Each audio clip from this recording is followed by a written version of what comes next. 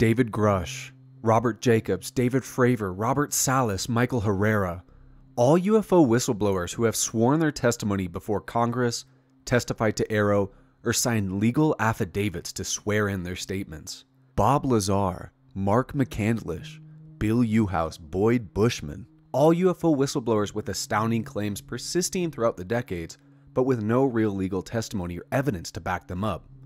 The world has seen myriad whistleblowers since the 1940s, and the 9 men I just mentioned are just a drop in the bucket.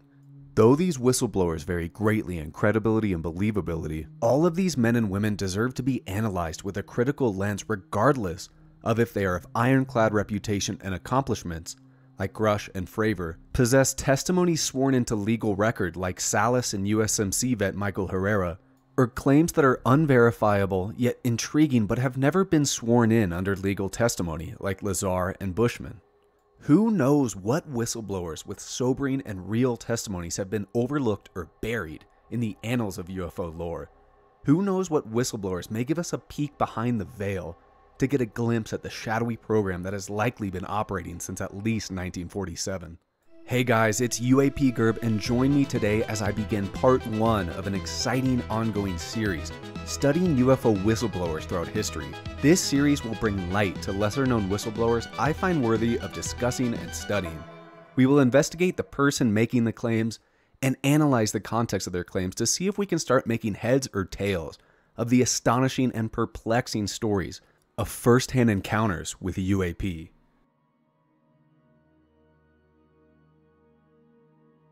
We all know the story of the Roswell crash of 1947. Many, including myself, consider this the inflection point, the nexus of secret UFO study and crash retrieval and reverse engineering efforts. What can you tell me about the Roswell craft? Fortunately, those details were not approved for me to talk about right now. Everyone knows the general story of Roswell, but here's a quick refresher, and I do mean quick, because Roswell is one of the most fascinating stories in human history and deserves at least a 1 to 2 hour video on its investigation. On July 1st through the 3rd, 1947, UFOs were detected on radar from White Sands Missile Range, which had been testing nuclear weapons since 1946. On July 4th, a UFO disappears off radar scope. This is likely the crash date. The following day, July 5th, the area of North Roswell is quarantined. Guards were stationed north of town on Highway 285 blocking roads. This same day, debris and bodies were shipped out of Roswell Hangar 84 to either Wright Pat or Fort Worth, Texas. The following day, rancher Mac Brazel takes a box of debris into his local sheriff's office. Brazel had discovered a wreckage field on Foster Ranch 75 miles north of Roswell. Intelligence officer Jesse Marcel Sr. was dispatched to observe and recover the wreckage. And it is crucial to note here the existence of 2 separate locations from Roswell. This is always a misconception I see. The debris field discovered by Brazel and investigated by Marcel was not the location where the craft and bodies were allegedly recovered. The debris field was 3.4 miles long and 300 feet wide and consisted solely of craft ejecta. Strange metallic material was discovered that was almost massless, yet retained shape and showed resistance to blunt and shear trauma. I highly recommend my Battelle video, as this wreckage was likely studied by Battelle Memorial Institute. The second location, just north of Roswell, was kept far more under wraps, and there's far more secrecy around this location. Anyways, Marcel loaded wreckage onto a military jeep, and on the way home to the Roswell Army Air Field, showed his family pieces of the wreckage, including his son, Jesse Marcel Jr. On July 8th, in a press conference mandated by Colonel William Blanchard and confirmed by the 509th Bomb Group Public Relations Officer, Lieutenant Walter Haut, the RAAF revealed a flying disc crashed and was in Air Force possession. The same day, headlines were made stating RAAF captures flying saucer on ranch in Roswell region. That same day, the Roswell story is killed. General Roger Ramey ordered a retraction to the saucer news, shifting the story to a recovered weather balloon. Marcel was photographed in Ramey's office with aluminum foil not recovered material for press purposes. Marcel himself later admitted to this in a 1978 interview with the legendary Stanton Friedman, where he revealed he was ordered to participate in a cover-up. Marcel ordered his family not to talk about the wreckage. Blanchard goes on leave, Brazel disappears, and Marcel moves to Fort Worth. Nobody could be contacted about the events, and the story is killed for decades. So where does Lieutenant Walter Haut of the 509th Bomb Group fit into this as a whistleblower? Well, first let's start with his credentials. During World War II, Haut was a bombardier who flew 35 missions in Japan. He participated in A-bomb testing in Bikini Atoll and served in the 509th Atomic Bomb Group at Roswell Army Air Field at the time of the alleged crash in 1947. An interesting fact, his group, the 509th, was the Air Force wing that dropped the atomic bombs on Hiroshima and Nagasaki. For years after the event and Jesse Marcel's admitted cover-up in 1978, Haut stayed silent. It wasn't until the early 90s he began speaking up. On May 14, 1993, Haut wrote and signed an official affidavit discussing his experience at Roswell. He wanted put into a press release when the colonel tells the first lieutenant almost verbatim what he wants in a press release, guess what he gets? You don't argue with them and say, oh, I think it'd sound better if we said it this way or the next way. The answer to all was, yes, sir. So what exactly did the press release say? In essence, it was very simple, to the effect that we had in our possession a flying saucer. It was found on a ranch up north of Roswell. It was being flown to General Ramey's office. Here, Haut discusses how Colonel Blanchard, the base commander, called Walter at RAAF to say he had in his possession a flying saucer or parts from a disc. He stated these pieces came from a ranch northwest of Roswell, and intelligence officer Jesse Marcel would fly the materials to Fort Worth. Information that I got was given to me almost verbatim by Colonel Blanchard, and he read off of a scratch pad that he had in front of him what he was saying to me, and I was writing it down, and after we got all through with it, I kind of awed, and he said, I want you to give it to the local newspapers and radio stations and do it post-haste. And all he got in reply was a yes, sir, and away I went. I meant that they put all the hunks and pieces in a, I think it was at that time, C-54 aircraft that they loaded up primarily with the material, and that the airplane was flown. The material was not flown. So Haut says that material were loaded into aircraft. The aircraft took off, but the material did not. Also, Blanchard ordered Haut to write a news release about the operation, to be delivered to 2 radio stations in Roswell and both of the newspapers, the Daily Record and the Dispatch newspapers. Haut was stunned by the following retraction and changing of the story to a weather balloon by General Roger Ramey, and believed there was no chance neither Blanchard nor Marcel mistook the wreckage for a weather balloon. Marcel even admitted his involvement, like I stated earlier, and he also did privately to Walter in 1980. Interestingly enough, we can look at the signed affidavit made by Arthur McQuitty, the managing editor of the Roswell Morning Dispatch at the time of the incident. McQuitty here confirms the delivery of the press release by Haut and the subsequent call made from the RAAF, saying the release was incorrect and the wreckage was that of a recovered balloon. McQuitty was also good friends with Colonel Blanchard, and months after the event, the colonel told the editor, quote, "I will tell you this and nothing more. The stuff I saw, I've never seen anyplace else in my life."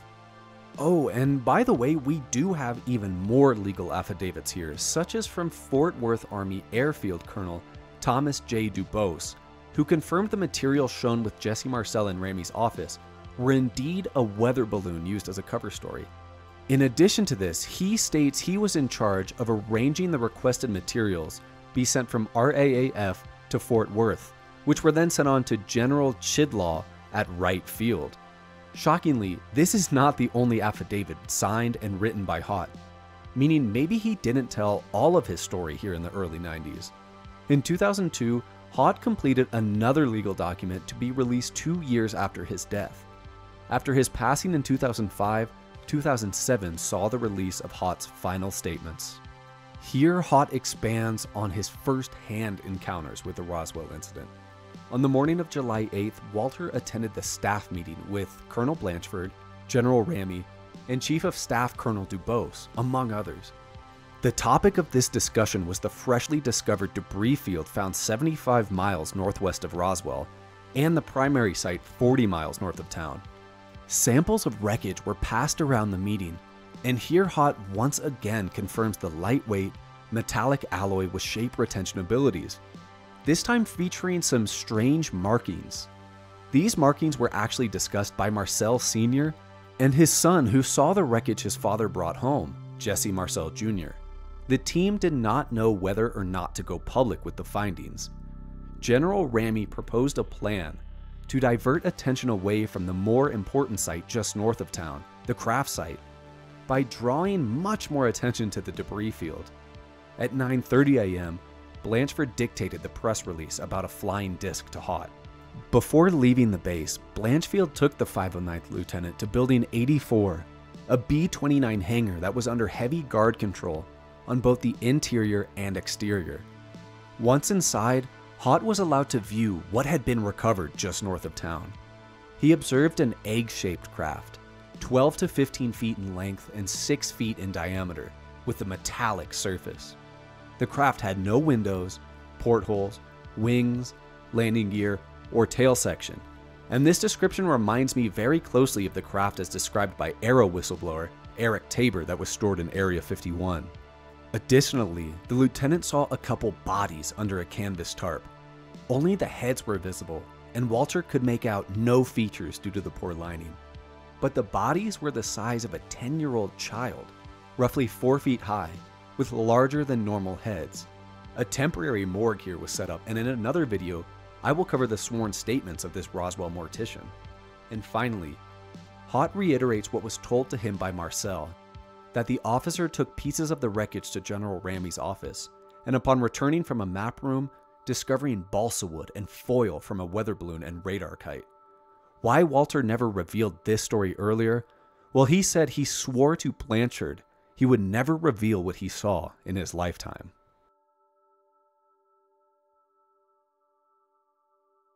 And now we get on to another former USG military personnel, Brigadier General Stephen Lovekin, who appeared on Stephen Greer's 2001 Disclosure Project. Now, don't be swooning over the title Brigadier General just yet, folks. Lovekin was a quote-unquote Brigadier General in the North Carolina State Guard, a volunteer militia with no official military standing. So Greer embellished Lovekin's credentials, or didn't vet this through enough. However, Lovekin did enter the Army in 1958 and joined the Pentagon's Radio Frequency Engineering Office.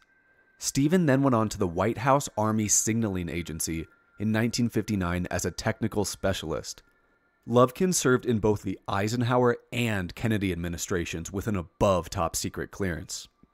Also, from multiple independent sources, including the esteemed ufologist Joe Murgia, Lovekin was also an attendee to the 1998 briefing with Dr. Greer, Dr. Mitchell, Rear Admiral Thomas Wilson, Commander Will Miller, and others. This meeting, featured in the Wilson-Davis memo, was confirmed by Wilson himself to be true. If you don't know about the WD memo, this was the first video I ever made and what I consider to be one of the most important documents of all time. Link to this video will be in the description. So let's start to look at and analyze some of Lovekin's claims. I learned a lot about Project Blue Book. Blue Book was discussed quite openly in the office. Sections of Blue Book were open for discussion. And then there were other matters as well that were brought to our attention one afternoon when Lovekin's work at the White House Army Signaling Agency dealt with code breaking, In the process, he learned much about the ongoing Blue Book. He states, quote, "The findings that were put in there were highly scientific. They were highly gone over by the people that knew what they wanted to put in there. This information was information that would never get out to anyone else, but it was designed for the use of particular military personnel. What was there was extremely exact and scientific." You saw an awful lot. You saw a lot of the pictures. Most of the pictures we have seen duplicates of today. Some were, the pictures that I saw were, I think, maybe a little bit better. They were taken by Air Force pilots, as well pictures of the UFOs. Yes. So they actually had pictures of UFOs in these. Oh, indeed they did. Yes, not only the Air Force, but some were taken by civilian pilots. Some were taken by Marine Air Corps pilots, and some were foreign. Quote, "I would say there were probably between 200 and 300 cases of lock-on, and that's why those cases were in there, because they were authentic," end quote. Interesting to me is how all of this particular language for particular personnel never seemed to make it into the official declassified Project Blue Book reports. Equally as interesting are the alleged photos that, along with numerous cases, were omitted from Blue Book. The lock-on statement is additionally accurate. If you remember from my video on the history of the UFO stigma, Major Hector Quintanilla lied to Congress that Blue Book uncovered 0 radar lock-on cases. Fortunately, this statement was later on corrected by the infamous J. Allen Hynek, who supplied multiple such radar identification cases. And what gives Lovekin some more credibility to me is his mention of the Air Force when discussing Blue Book. He states, quote, "The Air Force at that time was very, very much concerned with Blue Book, and there were strict regulations involving anything that had to do with reporting of UFOs or talking about a UFO. If you wanted to ruin your career, it was explained to us the thing that would do this fastest was to talk about UFOs," end quote. As someone who talks every video now about USAF Reg 200-2, I find it admirable and interesting Lovekin makes this connection. I know what you're thinking, guys. Gerb, we all know Blue Book was a front. You talk about it in every single video you make. Everyone knows that scientific evidence was compartmented outside of Blue Book. Is this all Lovekin has to offer? Well, there's a reason I put Lovekin here in the same video with Walter Haut. During a meeting discussing Blue Book materials, Lovekin claimed one Colonel Hollabard, which may be a Greer misspelling of Hollowgard or Hollowberg, brought out a metallic piece similar to a yardstick. The metal had encryption on it, described by Hollabard as symbols of instruction, so important they can keep the military working on them at a consistent basis. They went on to further explain that this was the material that had come from the New Mexico crash in 1947. Well, he said it had been taken from one of the craft that had crashed in New Mexico, and that it had been taken from a box of materials that the military was working on. They didn't use the word reverse engineering at that time, but it was something similar to the reverse engineering. Anybody who knows the Roswell story, and now the whistleblower Walter Haut, knows the infamous encrypted, quote, I-beam. The piece Jesse Marcel Sr. showed his son.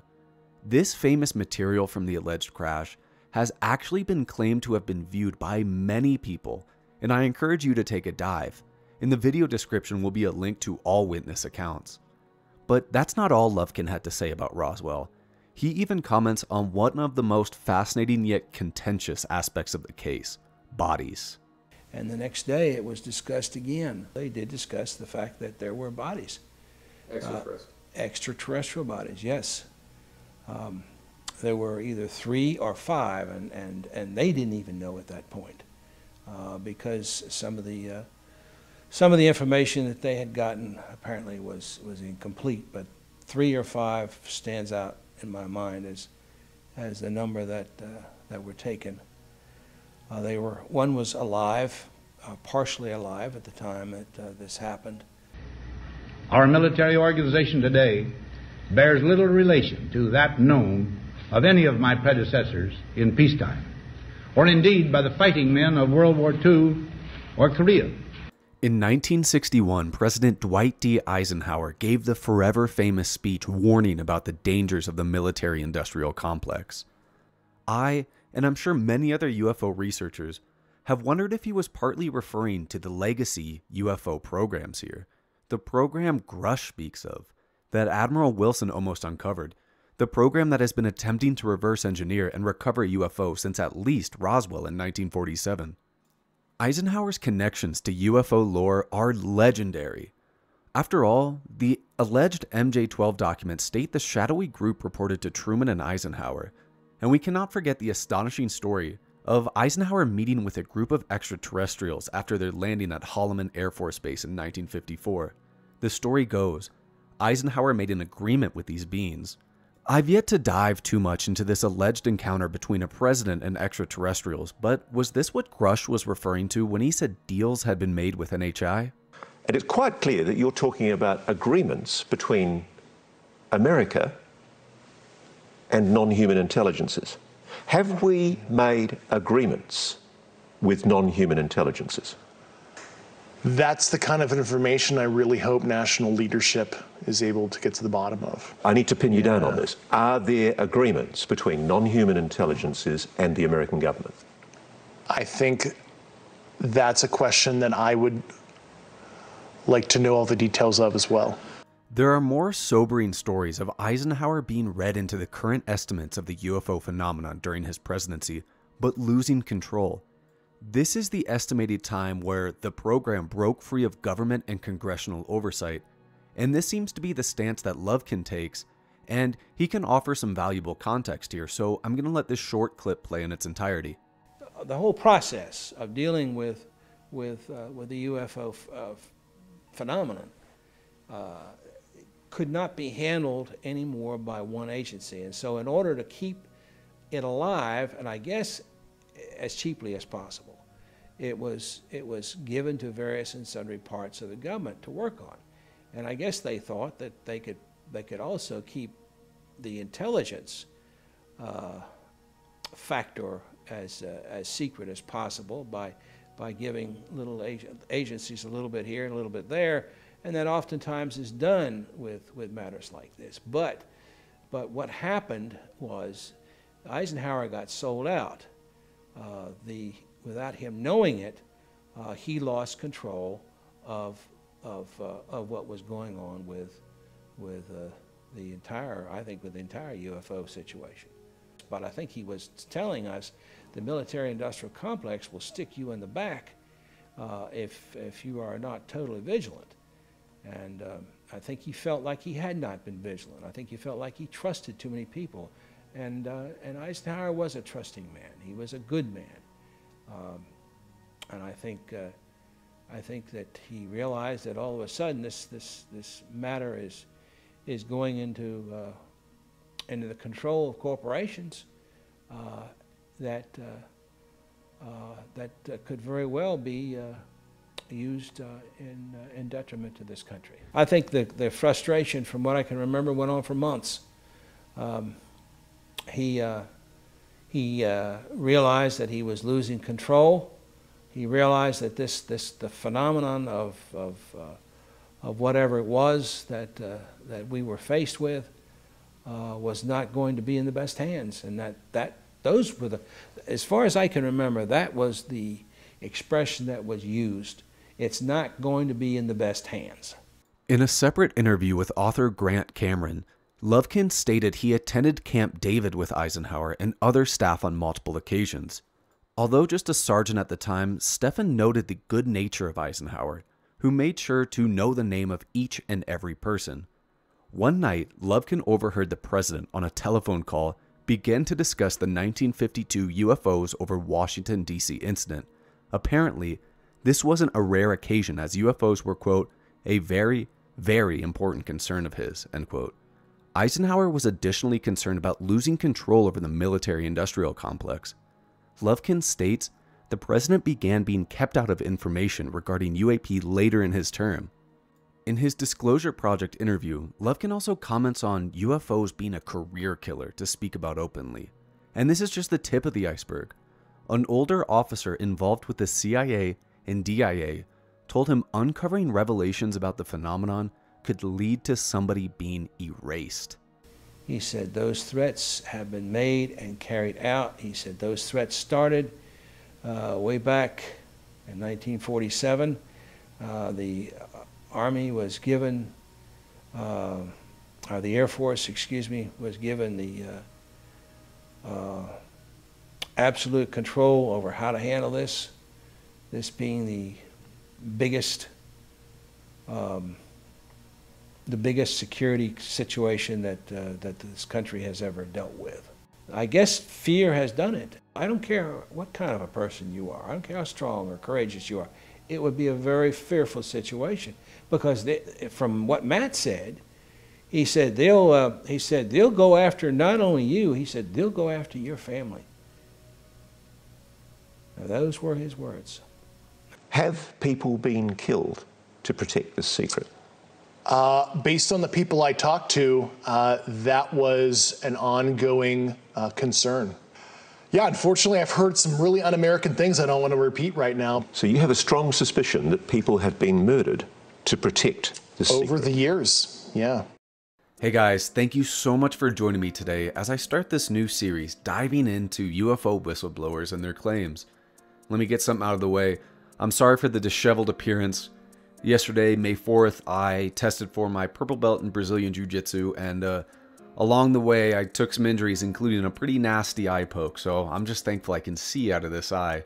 But I was really inspired to cover these two men, Walter Haut and Stephen Lovekin. Stephen, I know I probably got it wrong, so I'm sorry, let me have it in the comments. I know I mispronounce things every single video, but I wanted to cover these two men due to the relevancy of their claims. I stay away from stating my personal opinion most of the time until the end of the videos, such as here, but I personally do believe that in 1947, Roswell, New Mexico, some sort of non-human intelligence craft crashed. I think this is the nexus of reverse engineering programs, possibly Magenta Italy earlier, but maybe the program wasn't so condensed and compartmentalized and efficient then, but I think Roswell is one of the largest incidents in UFO history. And I think Haut is one of the best whistleblowers and people to discuss his experience with this, with Blanchard, with General Ramey, because as everybody knows, General Ramey, the man who needed to kill the Roswell story, is also the same general who gave the press release with General Samford in 1952 following the UFOs over Washington, D.C. So just a relevant whistleblower, relevant case to talk about. So you can tell by the shirt, very passionate about Roswell. And Stephen Lovekin, not only does he talk more about Roswell, but I think he has a lot of keen insights to offer about kind of where this program started to spiral out, this legacy program Grusch talks about, and some of the crimes they've committed, including murder, and not just attacking people, but attacking their family as well. I think it's pretty probable that around the 1960s, with Dwight D. Eisenhower, private corporations and parts of the legacy program being in the private sector and funded through private corporations and IRAD really started to break away in the 60s. I believe this is when congressional and presidential oversight were lost with the program. So I personally find Lovekin quite credible. The biggest stain here, of course, is the brigadier general thing for a volunteer militia. I really wish Stephen Greer wouldn't have included that in the video, because even the slightest bit of research, you can kind of tell that that's a little bit of an embellishment, so that's definitely a little bit of a credibility stain on his case. But I thought these two whistleblowers were the perfect two people to kind of get our feet wet and get started. In the future, we will have whistleblowers, crash retrieval whistleblowers, reverse engineering whistleblowers, just sighting whistleblowers, radar whistleblowers, all types of whistleblowers you can imagine. I bet I could make a 20-part series on this with 2 to 3 people per. So again, guys, thank you so much for joining. Please remember to like and subscribe for all my crew that watches the UFC. Last night, UFC 301 went down. Urseg got robbed. He won rounds 2, 3, and 4. Round 5 was the swing round Pantoja took. Overall, great card. Happy to see Anthony Smith back. Always like watching him win because he is the best fighter on paper. But thank you so much, guys, and I will catch everybody on the next show.